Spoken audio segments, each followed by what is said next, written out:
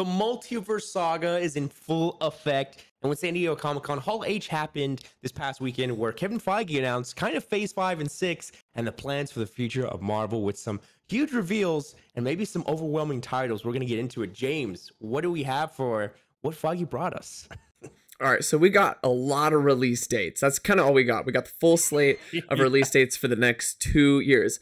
And now keep in mind, we got one of these a few years ago, but then COVID happened and it all got messed up. So let's hopefully say that these are concrete, these are in, but you know what? I'm going to take them with a grain of salt for right now, okay? Mm-hmm. So first off, we got Secret Invasion coming spring 2023. We got Don Cheadle or War Machine and Kobe Smulders or Maria Hill, both returning for Secret Invasion. We haven't seen them in a while, I don't think. Yeah. Mm-hmm. We got Loki season 2 coming summer 2023. Blade, my most anticipated film, coming November 2023. Captain America New World Order coming May 3rd, 2024.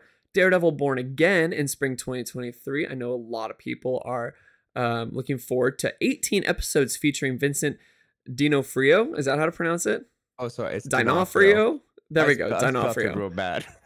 Okay, and Charlie Cox. Then we got Thunderbolts coming July 26, 2024, with a team reveal hopefully coming soon, and then with phase 6. So Thunderbolts is closing off phase 5, correct? And then phase 6 is Fantastic Four with a cast announced next month at D23. That's when it is, yeah? That's a hope, hopefully. Okay. Not reported and yet. then the date for the movie is November 8th, 2024. And then in 2025, at the beginning end of that, in May 2nd, we'll have Avengers: The Kang Dynasty. And then at the tail end of that year, we'll have Avengers: Secret Wars at November 7th.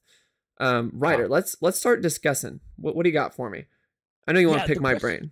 Yeah, the question I want to pose for, I would say, just because someone else that I know is, I guess, the average fan, the normal fan that is, into it, but is smart with this and not so crazy of like, oh, Disney and Marvel. Do you think that, you know what I mean? Like you're the opinion that I want to hear. Yeah. Do you think that by Kevin Feige announcing a plan, like, here's where we're going to end, and it being so fast and so kind of like short-lived, do you think this saves Marvel? Does this kind of save what's happening with Phase 4? Or does this kind of worry you with like rushing content and quantity over quality? Does that make sense? It kind of does in a way. I don't know if it's because I'm getting older and 2 years just feels closer than it did like 2 years ago. You know what I mean? But but the biggest reaction I have from this is I only care about a handful of these things. And so as someone who went from being at the epicenter of the Marvel culture to now being on the outskirts of Marvel culture, oftentimes looking outward in to that culture, it's like I only see a few things in here that really excite me, but I'm worried that I'm gonna have to invest a lot more time than I want to in order to really enjoy the projects that I'm excited about. Like, for example, I like Secret Invasion because I'm big, like I said before, my first show was Fantastic Four, and Skrull are a huge part of that, so I want to see how they do the Skrull. But I don't really care about Loki season 2, but I love Blade. I really love Blade, and hopefully I can just jump into that without any prior knowledge. And then I really want to see the Kang Dynasty and Secret Wars, and I don't want an Infinity War Endgame scenario where it's all these people, like, where that was kind of when I was at the epicenter, seeing like people starting to come into it, like, oh, like this is cool, but like there's what is this? And so I don't want to be in that position that I saw earlier, being like, oh, like I kind of don't have. Oh, this person is here now. This person isn't that anymore. They're actually they have this role instead. There's a lot of keeping up with when it comes to shows and movies to understand now what's going on with this. And like I saw this crazy thing where we are closer to Secret Wars than we are to Endgame. Like in terms of days, I think it was like 1,100 days or something like that, or not 1,000. Maybe it was, I don't know. It was the days. The day count was like we're closer to where Secret Wars revealed than we were to Endgame coming out to this day. And it was like, wow, that's mind-blowing at how fast that's pretty crazy. That. Yeah, does it give us time to dwell on these characters? Does it give us time to kind of enjoy this, or is it kind of rushing to build up to the next project? Like, what is their it seems like I talked about this to you on the live stream, but it almost is like, it reminds me of a live service game in which like a live service game on which this game, like the Marvel game, wants to be the only game you play. Like I feel like Marvel really wants to be like, yeah, we want to monopolize your media consumption and keep you so busy with it, and keep you so busy with it that you don't have time for any other like you don't have time for any other movies or any other TV shows.